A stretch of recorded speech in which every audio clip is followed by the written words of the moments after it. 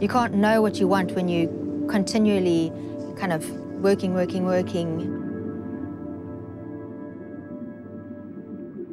You need to slow down.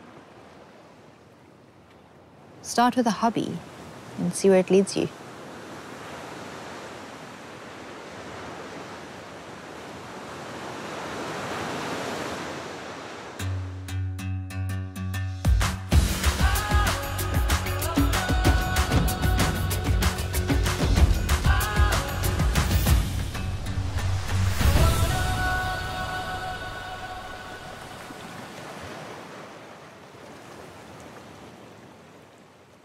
My name is Roshana Gray.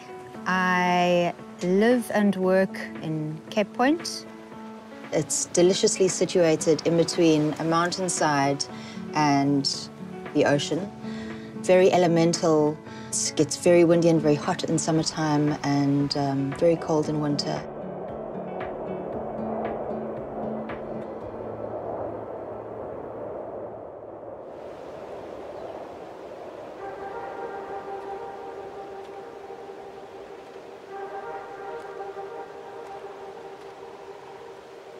I would say I was floating. I was first working in retail, and then after that I was working quite extensively in the food industry, traveling from my home, which was a box, in a little car, which was a box, to a little office, which was a box. But really it was counting down the hours until the job was over, and then my life would begin. That wasn't living for me.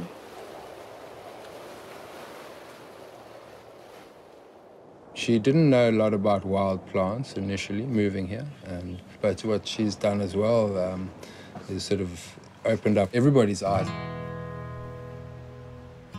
It all started with growing vegetables in my garden. Until a Japanese cyclist came to visit.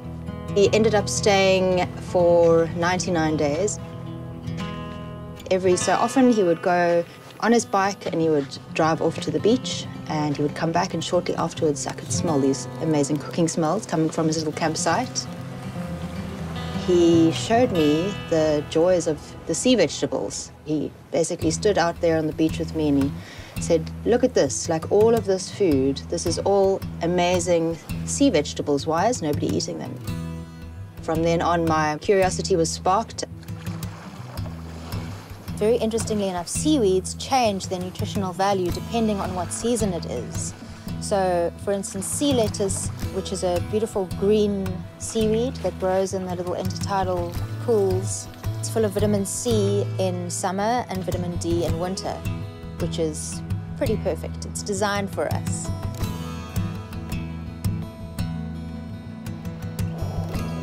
My interest in learning more of kind of tracking the edible landscape grew to such an extent that I couldn't keep it to myself anymore. When I first started, everybody thought I was completely crazy, and how could you possibly earn a living from going and collecting your food from the wild and showing people how to eat these weeds and things? And that's how the workshops were born.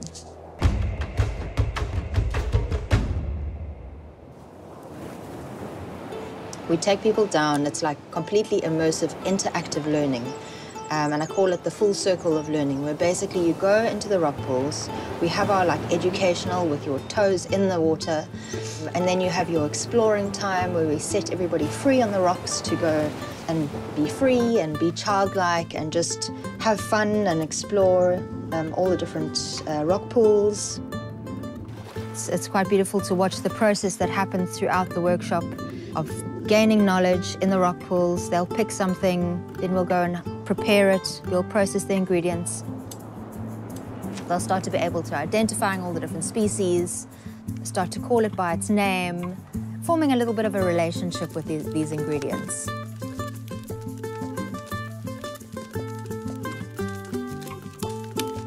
Take something that looks rather awful at first and you don't ever consider eating it, and to transform it into something that is just so mouthwatering and really also healthy. That was for me just a turning point. I've basically learned everything I know from Roshana. I'd studied to be a chef, and so it made so much sense to find a way to utilize ingredients from the wild, from my backyard. Alikrekel, which is a herbivorous sea snail, was boiled in seawater, minced and mixed with nasturtium mayonnaise, sesame oil, red onions, herbs, and they were served up straight in their shells. Using the soft seaweeds like sea lettuce and rack that you can eat raw, we made sushi and decorated them with edible flowers. And then sitting down at the table with all this beautiful food that everybody has harvested and created into beautiful dishes, then it's like it's a magical moment of sitting down and appreciating everything and then enjoying it together.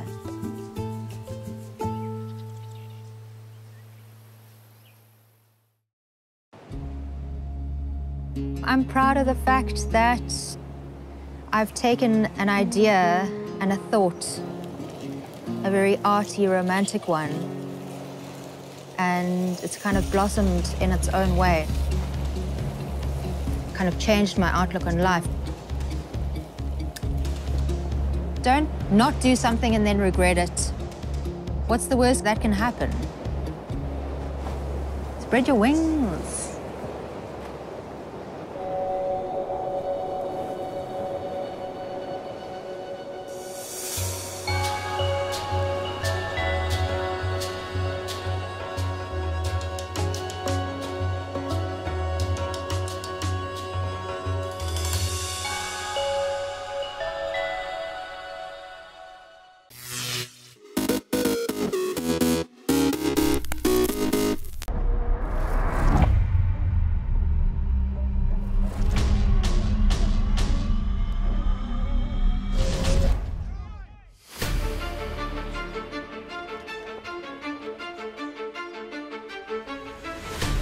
Welcome to Super Tuesday here in Puerto Portales, Mallorca. It's the big showdown with the title on the line. It's really between Phoenix and Sled. Just 2 points between them, 10-point gap back to Quantum Racing. Now for the finale, we've got a new breeze. We've got a Mistral northerly breeze blowing offshore. We might even see up to 23 knots. It's going to be a great showdown. Who's going to win? It's going to be a good day. It's a different breeze, so it'll be a different race course, and we're pretty comfortable on this stuff, so just go out there and give it a big shot. We're in Palma, offshore breeze. Great. It's another day, another day. Hopefully it's a good day. We will do everything to have a good results.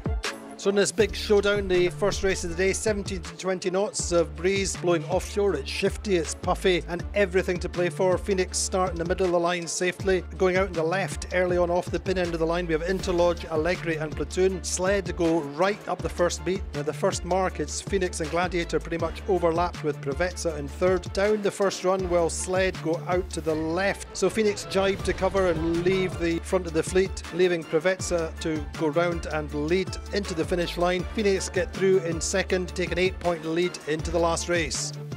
So with that big lead, Phoenix just sail safely, but they make a solid start. Sled are over the start line in the meantime, and Allegri get nicely off the pin end of the line, lead out to the left, and Allegri jump away to a big lead. Phoenix sail safe, get round the course in second. So through the finish line, it's Allegri winning with Phoenix second, and winning the regatta, and Prevezza in third place take third place overall. So in the end then, Phoenix winning on 25 points, in second Sled on 36, and Prevezza third on 42 points. Really nice to get a podium. We sort of felt we were knocking on having a good regatta this week, but we just kept making the odd mistake, and it was good just to try and finish it off in the last couple of days. We've had a really good run for the regatta and sailed pretty darn well, so that we're pretty happy. And the season standings after 3 regattas, well, Phoenix now leading on 94 points, second are Quantum Racing on 96, Platoon third on 117, Sled fourth on 123.5 points, and Allegra fifth on 136 points. Feels great. It's such an amazing team that Tony's got here, and it feels amazing to win and win comfortably with this team. Well, a full programme sailed in the end here in Puerto Portales. A good week of racing and light to moderate sea breezes, and a great finale with Phoenix coming out on top in the end.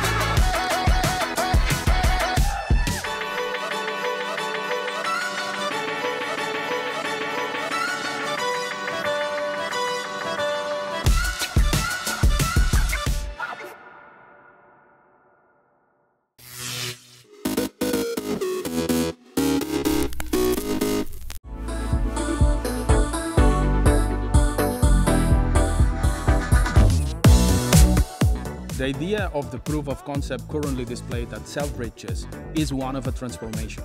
The leading retailers of the world are really thinking how to react to the emergence of e-commerce to evolve and enhance their value proposition to be much more focused on the consumer.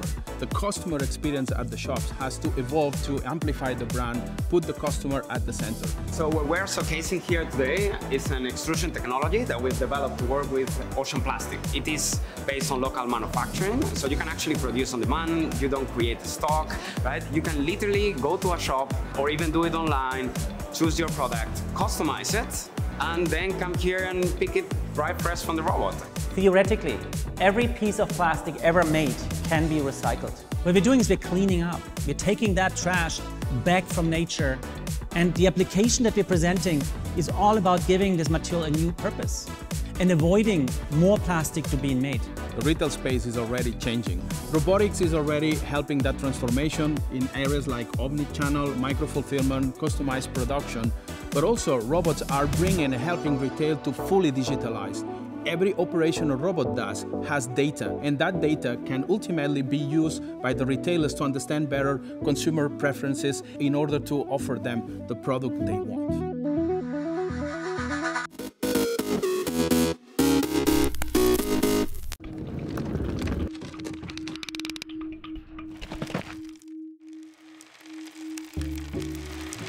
My name is Rachel Kofsky. I'm VP International Senior Specialist of Handbags and Accessories at Christie's. For 100 years, Gucci has been synonymous with heritage, craftsmanship, and innovation.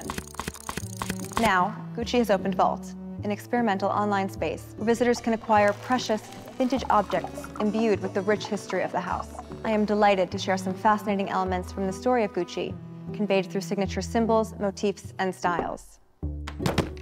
Lift Boy sign. The story of Gucci begins with the tale of Guccio Gucci, who moved from Florence to London at the age of 16. Working as a lift boy at the Savoy Hotel, Guccio was inspired by the luxurious luggage of the sophisticated travelers there and dreamed of creating such magnificent pieces one day. In 1921, he opened his first shop in Florence, combining Tuscan craftsmanship with the refined taste of English aristocrats. Based on the label, we can date this waxed fabric shirt bag to the 1930s. The label features a lift boy holding 2 pieces of luggage, a proud reference to Guccio's former occupation. The Rinascimento motif. Pattern and repetition have always been important elements in the Gucci universe. The 1950s saw the creation of the Gucci Rinascimento motif, or Gucci Renaissance. The name and inspiration come from 16th century frescoes that have roots in Roman painting. This suitcase is reinforced with metal joists and is articulated with stitched leather, making it both aesthetic and functional. The stickers at the exterior recall the far-flung locations to which the suitcases journeyed. The Leonardo print. This beautiful suitcase is printed and hand-painted, and the flat knot and pomegranate ornamentation recalls 15th and 16th century velvets. GG monogram. The double G initials appeared in the house's collections at the end of the 1960s in homage to founder Guccio Gucci and became a distinctive motif of the brand. This example is a 1960s fabric hatbox, a piece of luggage created for jet-setters of the time. Bombay effect. The distinctive domed and polished effect of this 1970s Lycée crocodile bag is a result of very specialized craftsmanship techniques that have been passed down to Gucci artisans today and is known as the Bombay effect. In the house's Florentine workshop, Gucci bags were assembled by hand by one craftsman. The process could involve up to 10 hours and 100 pieces. The hardware is made of 1 gold micron obtained in a 24-karat gold salt bath. The use of gold is also a hallmark of the Gucci universe. Leather suitcase. This very rare late 1930s suitcase is crafted from one of the first materials used by Gucci. The cuoio grasso leather was first used for tack and saddles. The expert method results in a soft, smooth, and flexible leather with an extraordinary resistance to scratches. The finished product is distinctively Gucci. Jackie bag. This model was first seen in 1961 and is now referred to as the Jackie 1961. It is crafted from brown suede with the iconic green, red, green fabric web stripe. This original model is available on Gucci Vault and provides a unique opportunity to acquire a piece of fashion history. The bamboo bag. The house's Florentine artisans found that by burning cane sticks by hand over an open fire. They could mold the lightweight and durable bamboo into a curvilinear shape, perfect for the top handle of a bag. This model, code 0633, was created in 1947 and features a bamboo turn-lock closure. This exemplar from the vault is an original model from the 1960s that has been updated by the house with a two-tone woven leather strap, making this piece truly one of a kind. Clutch with interlocking G hardware. Gucci in the 1970s immediately conjures visions of the disco era. The bag was first seen in the Artisan's Notebook from 1969 to 73. Vault offers collectors the opportunity to acquire this covetable 1970s clutch in a brown suede square GG motif. The number 33 is stamped in the interior, identifying the craftsman who made the bag. Horsebit. Harking back to Gucci's equestrian-inspired heritage, the double ring and bar horsebit hardware is an icon that has endured through the decades. First appearing in 1953, the horsebit traveled from loafer to handbag, and to this day represents one of the most recognizable symbols in luxury.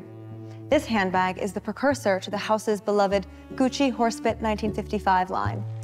In the year of its centennial, Gucci has opened Vault, giving collectors and enthusiasts alike the opportunity to acquire a piece of the house's history. The online concept store and the precious objects it holds are a testament to the importance that Gucci places on its archive and archival elements and their ability to captivate decade after decade.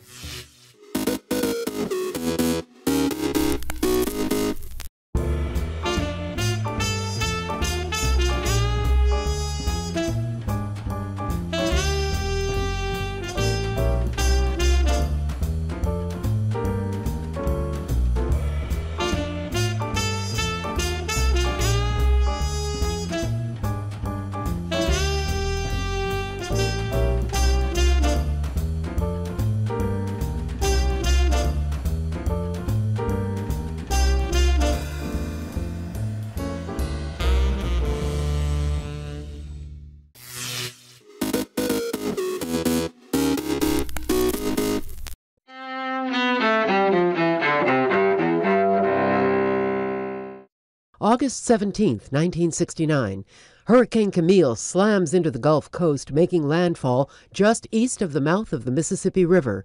The Category 5 storm kills more than 250 people, more than 35 years before Hurricane Katrina devastates the region. 1998. They did not constitute sexual relations as I understood that term to be defined. In Washington, President Bill Clinton faces federal grand jury questioning in the Monica Lewinsky scandal. That's where he finally admits his past relationship with the former White House intern. Afterward, Clinton tells the American people, "Indeed, I did have a relationship with Miss Lewinsky that was not appropriate. In fact, it was wrong. It constituted a critical lapse in judgment and a personal failure on my part for which I am solely and completely responsible." 1896. There are strange things done in the midnight sun by the men that toil for gold. Prospectors find gold in Canada's Yukon Territory, a discovery that touches off the Klondike Gold Rush in the following year. 1807. Robert Fulton's steamboat begins its successful round trip up the Hudson River from New York City to Albany, New York. The voyage of the North River steamboat, popularly known as the Clermont, revolutionizes American transportation in the 19th century. 1987. Rudolf Hess, the last member of Adolf Hitler's inner circle in Nazi Germany, dies of an apparent suicide at age 93. Hess was the sole inmate at Spandau prison in what was then West Berlin, serving a life sentence for war crimes. And 1943. You talking to me? You talking to me? You talking to me? Well, I'm the only one here. Actor Robert De Niro is born in New York City. Among his films, Taxi Driver, The Godfather Part 2, Raging Bull, Goodfellas, and Analyze This. Today in History, August 17th. Sophia Manos, The Associated Press.